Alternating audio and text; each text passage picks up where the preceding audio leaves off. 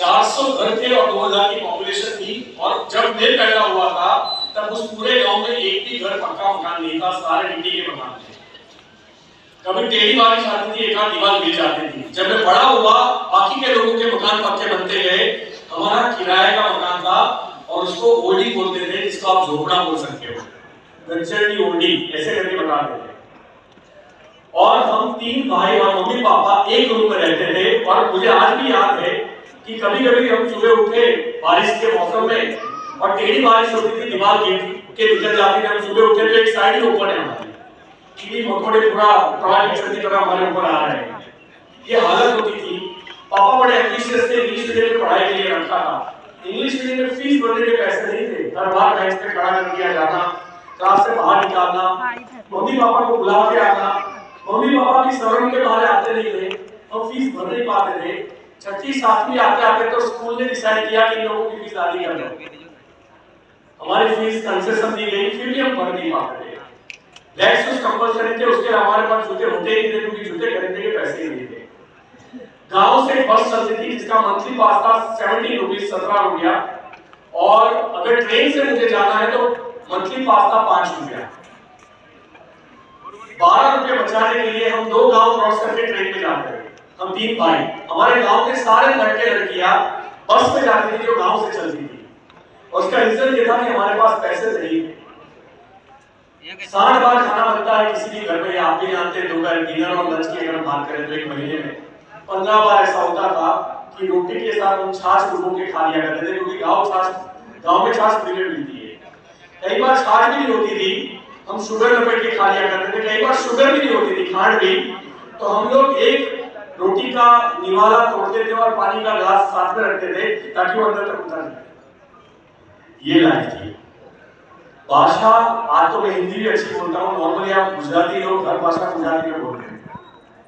मेरी ये हिंदी आपको वाकई में अच्छी लगेगी कि ठीक ठाक से समझ में आती है और लगता नहीं है कि ये बंदा गुजराती है। उसका रीजन ये है कि मेरी लाइफ में मुझे जो भी सीखना होता है, मुझे नहीं आता मैं नहीं बोलता, मेरे से नहीं हो सकता, मैंने आज तक कभी ये वर्ड यूज नहीं किया, क्योंकि एक स्लोगन मैंने एम्बोस कर दिया है अपने हार्ट के अंदर कि मुझे नहीं आता ये सच है, लेकिन मैं सीख नहीं सकता है गलत है कोई भी चीज। और आज आपको भी एम्बोस करके जाना चाहिए। हम यहाँ इसलिए मोटिवेट करने नहीं आए या समझाने नहीं आए, सिखाने नहीं आए कि आप 25,000 कमा रहे हो तो मैं आपको 40 कैसे कमाने हैं वो सिखा दूं। मैं इसलिए यहाँ पे नहीं आया कि भाई तू 1 लाख रुपया महीना कमा रहा है, कॉर्पोरेट में तेरी अच्छी जॉब है, तो तू अब 1.5 लाख का पैकेज कैसे लेगा। मैं ये सिखाने आया हूँ कि अगर भाई तू 1 लाख कमा रहा है तो 25 लाख कैसे आएंगे 2-3 साल के अंदर, वो सोच हम इसलिए आए। और जब आपको जब रिवॉर्ड बड़ा हो तो वो काम सीखना चाहिए कि नहीं सीखना चाहिए? सीखना चाहिए कि नहीं सीखना चाहिए?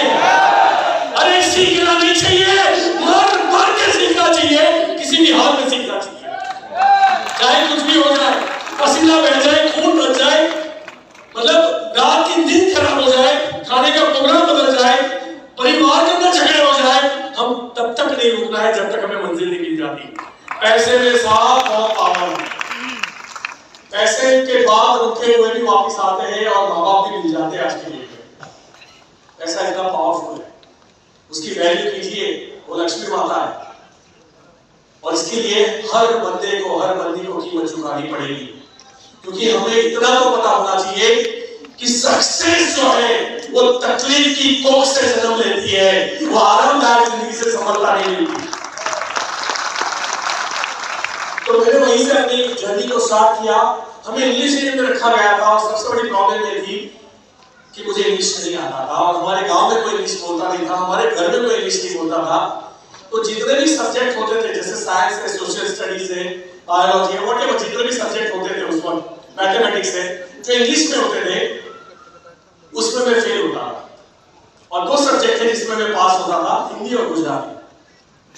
लेकिन तब स्कूलों के अंदर अपना स्कूल का अपना रिजल्ट अच्छा ग्रेड दिखाने के लिए वो पुश करते थे, धक्का मारते थे और आगे ले जाते थे। 10वीं कक्षा में मेरे आगे वाला स्टूडेंट अच्छा था तो मैं पास हो गया, मेरे 60% आए थे। अब आप इसका चोरी बोलोगे, लेकिन हमारा धंधा बिल्कुल कॉपी करने का है। आपकी अप्लाई की कॉपी कीजिए। मैं बड़ा इंप्रेस होता हूँ जब राजेश गुप्ता साहब को सुनता हूँ। मैंने उनकी भी प्रेजेंटेशन देखी हुई है। अनु गुप्ता साहब की अपनी डेप्थ है, अपनी इंटेलिजेंसी है। रवीश रस्तोगी साहब मस्त मोटिवेटर है ना। हमारे ट्रेनिंग में भी अगर 2-4 शब्द उनके आ जाए तो समझ लेना मैंने भी कॉपी मार दी उनकी। तो आप उनकी कॉपी मारिए, ये बहुत इंपॉर्टेंट है। और कॉपी उनके सफलता के नजरिए की। अगर कोई लीडर आपको जाके पैट मारता है तो उसकी कॉपी नहीं मानिए। कॉपी किस चीज की मानिए और ध्यान रखिए, उसके सफलता के नजरिए की, उसके नहीं हारने की हिम्मत की, उसके मेहनत की, उसके लगातार प्रयत्न की, वो अपनी टीम को जैसे संभालता है, उसकी बिजनेसमैन मेंटालिटी की, उन सब की कॉपी कीजिए। हम कंफर्टेबल चीजों में कॉपी करते हैं, आया था? जो हमें अच्छा, हमारे शरीर को अच्छा लगता है वो कॉपी करते हैं, मन को अच्छा लगता है वो कॉपी करते हैं। वो नहीं करते जो वो हार्ड वर्क करते हैं, वो नहीं करते वो कितनी ना सुन के यहाँ तक पहुंचे, कितनी बार उनकी टीम टूटी बिखरी, फिर वो खड़े हुए आज यहाँ पे खड़े हुए। वो कॉपी हम नहीं करेंगे, हम 2-4 बार में हार जाएंगे।